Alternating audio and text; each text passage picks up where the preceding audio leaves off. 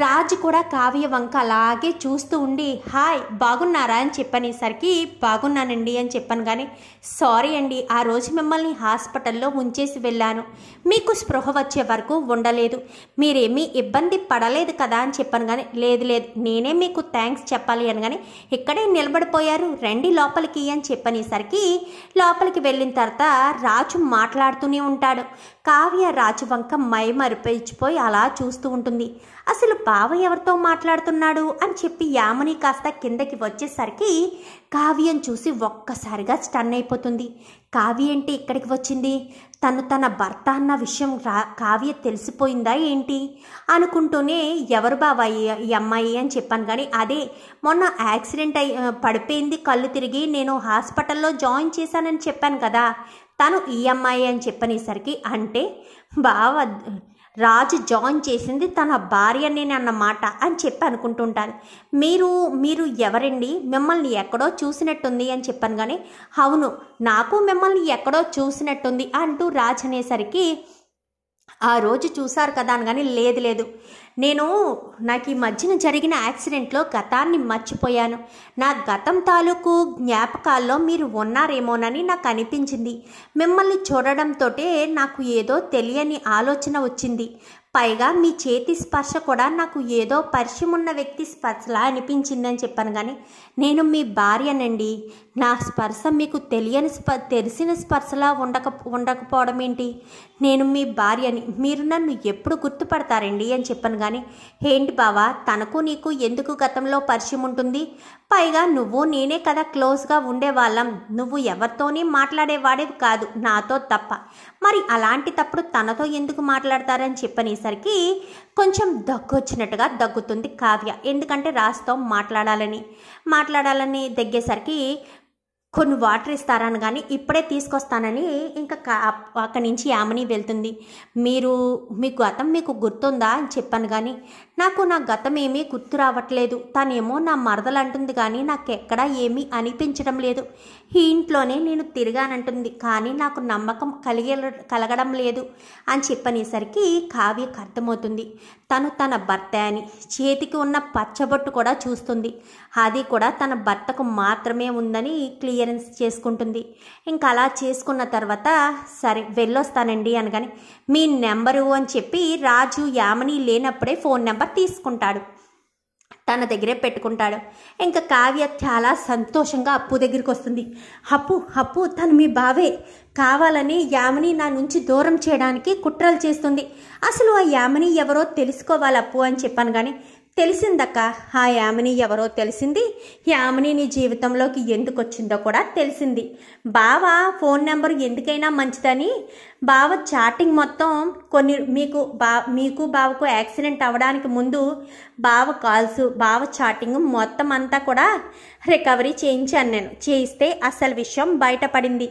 ఒకప్పుడు యామిని బావ ప్రేమించుకున్నారు, కానీ బావ తన శాడిజం నచ్చక తన నుంచి దూరంగా వచ్చేశాడు. ఇప్పుడు యామిని మళ్ళీ బావను కోరుకుంటుంది, బావ దక్కలేదన్న అక్కుస్తోటే యామిని బావను చంపడానికి ప్రయత్నించింది అని చెప్పనేసరికి మీ బావను చంపడానికి అనగానే కాదు ఒక రౌడీ వాడిని పెట్టింది, వాడిని పట్టుకుంటే అసలు ఎవరిని చంపడానికి ప్రయత్నించింది అనేది అర్థమవుతుంది అని చెప్పనేసరికి మరి ఆ రౌడీ వాడు ఎవడన్న విషయం ఎలా తెలుసుకుంటావు అప్పు అని చెప్పాను. కానీ తెలుసుకుంటాను, ఎలాంటి సుపారీలు తీసుకునే వాళ్ళు ఎవరుంటారో ఎక్కడుంటారో ఆల్రెడీ లిస్ట్ కనుక్కున్నాను, వాళ్ళని పిలిచి అడిగితే విషయం అంతా బయటకు వస్తుందని అప్పు చెప్పేసరికి సరేనని ఒక 10 మంది దాకా తీసుకొస్తారు. 10 మందికి యామిని ఫోటో చూపించేసరికి నాకు తెలీదు అంటారు. ఇంకా వీడు మాత్రం టెన్షన్ పడిపోతూ ఉంటాడు. ఏంట్రా నువ్వే కదా యామిని సుపారిచ్చింది నీకు, చెప్పు ఎవరిని చంపడానికి, ఈ వ్యక్తినా అని చెప్పి అప్పు రాజ్ ఫోటో కావ్య ఫోటో చూపించేసరికి అది మేడం అని చెప్పాను. కానీ వాడిని కొట్టేసరికి నిజాన్ని ఒప్పుకుంటాడు. నిజానికి మేడం చంపమని చెప్పింది ఈవిడ్ని, నేను పొరపాటున నా బుల్లెట్ కాస్త కారు టైర్కి తగలడంతో వాళ్లకు యాక్సిడెంట్ జరిగింది, అదే విషయం మేడంకి ఫోన్ చేసి చెప్పాను, ఆ తర్వాత ఏం జరిగిందో నాకు తెలియదు మేడం, నన్ను వదిలేసేయండి మేడం అని చెప్పి ఇంక రౌడీవోడు అనేసరికి నిన్నెలా వదిలేస్తానురా, మా అక్క బావ విడిపోవడానికి కారణమే నువ్వు షూట్ చేసిన బుల్లెట్ వల్లే కదా వాళ్ళకి యాక్సిడెంట్ జరిగింది. మా బావ గతాన్ని కోల్పోయాడు. నిన్నెలా వదిలేస్తాను, కానిస్టేబుల్స్ అరెస్ట్ చేసి స్టేషన్లో పెట్టండి అని చెప్పి అప్పు కాస్త వెంటనే వాడి దగ్గర స్టేట్మెంట్ తీసుకుని వాడి నుంచి ఆ అమ్మ తనకు చేసిన కాల్ రికార్డ్స్ కూడా తీసుకుని వెంటనే యామిని దగ్గరికి అయితే ఎంట్రీ ఇస్తుంది. అప్పు ఇచ్చేసరికి ఏంటి మేడం ఎలా వచ్చారు అనగానే నిన్ను అరెస్ట్ చేయడానికి వచ్చాను అనగాని నేనేం తప్పు చేశాను అనేసరికి మిస్సెస్ కావ్యని షూట్ చేసి చంపాలని ఒక్కొక్క వ్యక్తికి సుపారీ ఇచ్చావు అని చెప్పనేసరికి నేనెవరికి ఇవ్వలేదు మేడం, నాకేం అవసరం, కావ్య అన్న వాళ్ళు ఎవరో నాకు తెలీదు అని చెప్పనేసరికి చెంప చెల్లు అనిపిస్తుంది. కావ్య నీకు తెలీదా, రాజ్ నీకు తెలీదా, ఇతనెవరో నీకు తెలుసు కదా, మా బావ, కావ్య మా అక్క అని చెప్పనేసరికి ఎవరు మేడం, ఎవరు మీరు, నేను రాజ్ ఏంటి అని చెప్పాను. కానీ బావా నువ్వు గతం మర్చిపోవడానికి కారణం కూడా ఈ యామినియే. ఎందుకంటే నువ్వు మా అక్క పెళ్లి చేసుకున్నారు. మీరిద్దరూ సంతోషంగా ఉండడం చూడలేని ఈ యామిని మా అక్కను చంపి నీ జీవితంలోకి రావాలని చూసింది. అందుకని మా అక్కను చంపడానికి మనిషిని పురమాయించింది. వాడు మా అక్కను కాల్చిపోయి టైర్కి కాల్చడం వల్లే మీకు యాక్సిడెంట్ జరిగింది. మీకు యాక్సిడెంట్ జరిగి 6 నెలలు కాలేదు, కేవలం 4 రోజులు మాత్రమే అయ్యింది అని చెప్పనేసరికి ఒక్కసారిగా రాజు షాక్ అయిపోతాడు.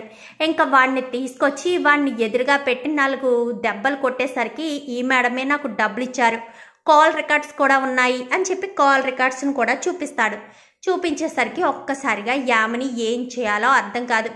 అడ్డంగా బుక్ అయిపోయింది కదా, ఏమీ చేయలేని పరిస్థితి. వెంటనే అప్పు కాస్త యామినిని అరెస్ట్ చేసి తీసుకువెళ్ళిపోతుంది. ఇంకా కావ్య అయితే రాజ్ని పట్టుకునేసరికి రాజ్ ఏం మాట్లాడు, అసలు ఎవరు మీరు, ఎందుకు తీసుకెళ్తున్నారు, మిమ్మల్ని కాపాడితే తీసుకువెళ్ళాలా అంటూ ఏం మాట్లాడు. కావ్య చెయ్యి పట్టుకోవడంతో రాజ్ కావ్య వెనకాలే నడుచుకుంటూ వెళ్ళిపోయేసరికి కావ్య రాజ్ని ఇంటికి తీసుకొస్తుంది. అత్తయ్య అని చెప్పి ఒక్క పిలిచేసరికి గుమ్మం దగ్గర నుంచి అందరూ గుమ్మం వైపు చూస్తారు. ఒక్కసారిగా రుద్రాని అలా చూస్తూ ఉండిపోతుంది. నాన్న రాజ్ అనుకుంటూ పరుగున వస్తుంది.